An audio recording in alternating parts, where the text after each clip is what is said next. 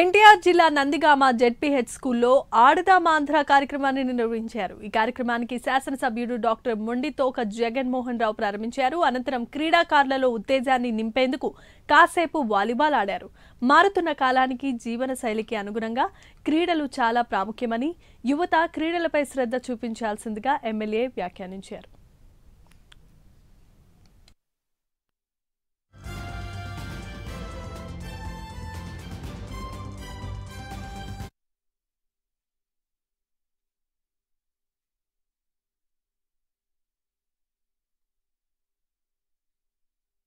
అనే కార్యక్రమాన్ని భారీ ఎత్తున చేపట్టడం జరిగింది. క్రీడలు ఎంత అవసరమో మనందరికీ తెలిసిందే. ఆధునిక కాలంలో ముఖ్యంగా శారీరక దారుఢ్యానికి కానీ, ఫిట్నెస్కి కానీ, దేనికైనా కూడా క్రీడలు మనకు అత్యంత ఆవశ్యకం ఈవేళ రోజున. అదేవిధంగా క్రీడాస్ఫూర్తితో ఆటలాడడం వల్ల సమిష్టిగా పనిచేయడం, బాగా ఆడేవాళ్ళని అప్రిషియేట్ చేయడం, దాని స్ఫూర్తితో మనం కూడా బాగా ఆడాలనే ఇన్స్పిరేషన్ రావడం, ఇవన్నీ కూడా క్రీడల్లో వచ్చేవి.